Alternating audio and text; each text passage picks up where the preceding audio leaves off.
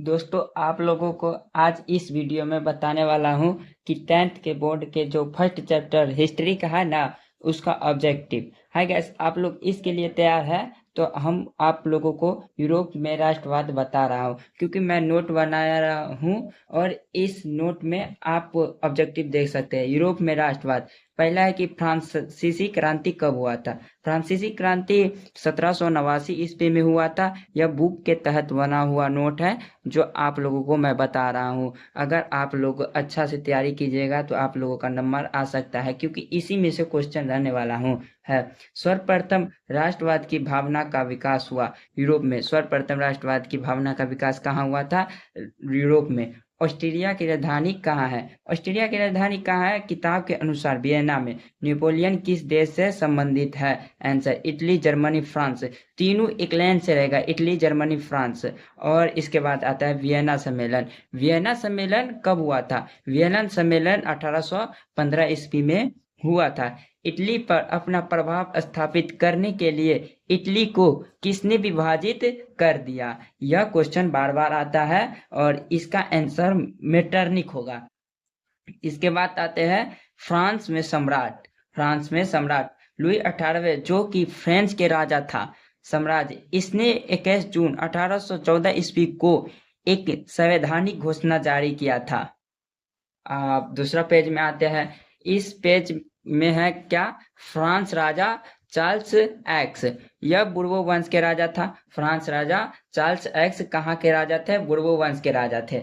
यह भ्रष्टाचार सम्राट थे। फ्रांस जो राजा चार्ल्स एक्स थे, यह भ्रष्टाचार था। एक निरंकुश व प्रतिक्रियाशील शासक भी था यह। इसने फ्रांस में पीएम और नेपोलियनको को बनाया था, जो कि एक भ्रष्ट व्यक्ति था। यह आप लोगों को 5 नंबरी में भी देखने को मिलेगा और 2 नंबरी में भी देखने को मिलेगा।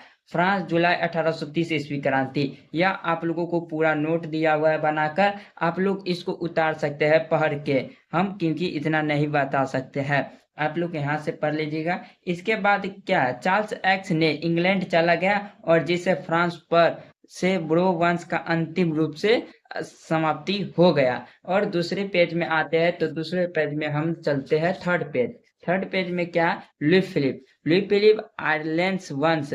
यह एक उदारवादी नेता होने के दावा करा और फ्रांस का सम्राट बन गया। बट रियल जनता इससे खुश नहीं था। यह भ्रष्टाचार नेता था। इसने अपने विरोधियों को खुश करने के लिए, लुई फिलिप अपने विरोधियों को खुश करने के लिए स्वर्णिम मध्यवर्ती नीति, यह आप लोगों को 2 नंबर में डिफिनिट आप लोगों को देखने को मिलेगा, क्योंकि इस क्वेश्चन में बहुत बच्चे बौरा जाते हैं कि यह स्वर्णिम मध्यवर्ती मध्यवर्गीय कहाँ है और कहाँ से लिया गया है। क्योंकि एक होता है स्वर्णिम चतुर्भुज, ये जो सड़क से जुड़ा हुआ है। यह हिस्ट्री में कहा है कि स्वर्णिम मध्यवर्गीय का अवलंब प्रारंभ किया था। इसने 1840 ईस्वी में गीजो को प्रधानमंत्री नियुक्त किया। इसने 1840 में गीजो को प्रधानमंत्री बना दिया। कट्टर प्रतिक्रियावादी व्यक्ति था, मान की कट्टर प्रतिक्रियावादी शासक था गीज। जनता के विरुद्ध में थे। लुई फिलिप को पूंजीपति वर्ग के साथ रखा पसंद रहना। इसने काल में फ्रांस में भूखमरी और बेरोजगारी आ गया। तब जनता द्वारा 22 फरवरी 1848 ईस्वी को पेरिस में थियर्स व्यक्ति के नेतृत्व में एक विशाल भोज का आयोजन हुआ, पर पता लुई फिलिप का जमकर विरोध किया। अब आते हैं लास्ट पेज। 24 फरवरी 1848 ईस्वी को लुई फिलिप फ्रांस के गद्दी छोड़ इंग्लैंड चला गया और इसे पूरे को 1848 क्रांति कहते हैं। फ्रांस के गणतंत्रवादी नेता मार्टिन लूथर थे और फ्रांस के सुधारवादी नेता लुई वाला थे। आप लोगों को फर्स्ट चैप्टर हम अभी बता चुके हैं। अगर आप लोगों को पसंद आया हो तो लाइक और सब्सक्राइब प्लीज कीजिए। आपको दूसरे चैप्टर में मैं फिर से मिलने वाला हूँ। अगर आप लोगों को इसी चैप्टर से 2 से 3 क्वेश्चन मिलेगा, काहे कि सबसे ज्यादा तो भारत के राष्ट्रवाद आते हैं।